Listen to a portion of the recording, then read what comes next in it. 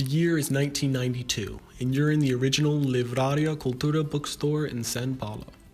The song Cappuccino no Ombro by Fadner and Robert Miranda plays in the background of the store as you find yourself in the midst of the children's picture book section. As you amble past the images and books of your childhood, you come across a name that you didn't expect to see in the children's section: João Guimarães Rosa, the famous Brazilian author, physician, and diplomat who is known to be one of the greatest Brazilian prose writers of the 20th century.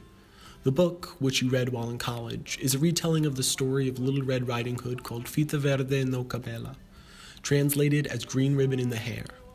You remember being dazzled by the complexity of his flowing language and prose, his unflinching look at deep angst in the face of unavoidable death and aging, and the way in which he seamlessly intertwines the traditional European fairy tale with the modernity of Brazilian culture.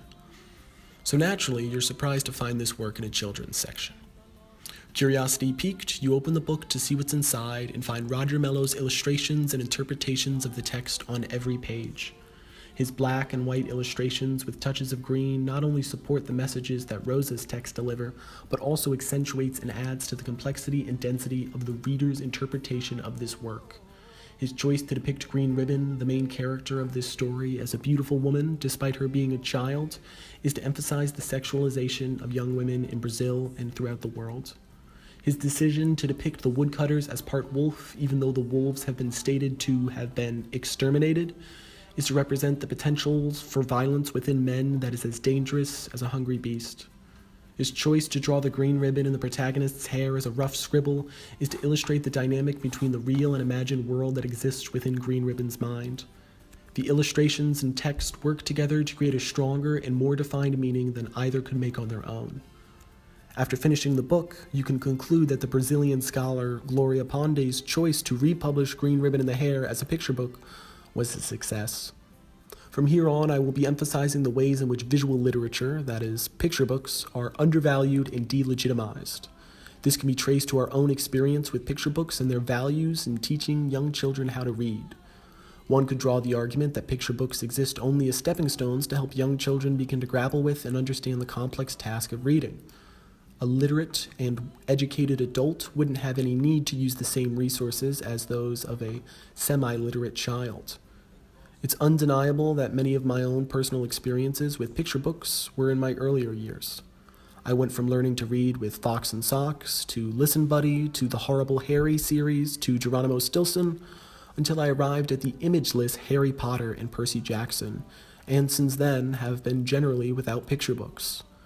Even when I do come across something that I would dub as visual literature, it is very often in the context of explaining or exploring scientific theories.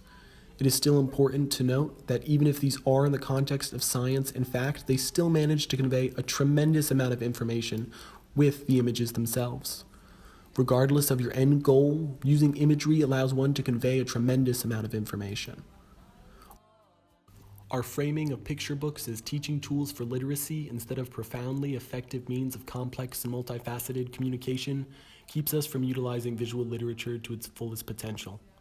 Imagine if the literature that we read this semester was accompanied by imagery as vivid and as pointed as Roger Mello's visual adaptation of Green Ribbon in the Hair. If Teles's The Ants was filled with precise images of dwarf skeletons and swarming bugs. If Lispector's The Fifth Story had an actual depiction of the grotesque cockroach statues that littered the floor of the narrator's apartment. If Evaristo's Poncio Vicencio let us see Poncio's uncanny mimicry of her crying, laughing grandfather. Or if we could see the visual representation of hunger that accompanies Maria de Jesus. Each work would be given a new interpretation, a new life, and a new take, simply by acknowledging the importance and power of images in our understandings of literature. We have the potential to establish an utterly unique and technically groundbreaking way of decoding and understanding literature that doesn't utilize the written word.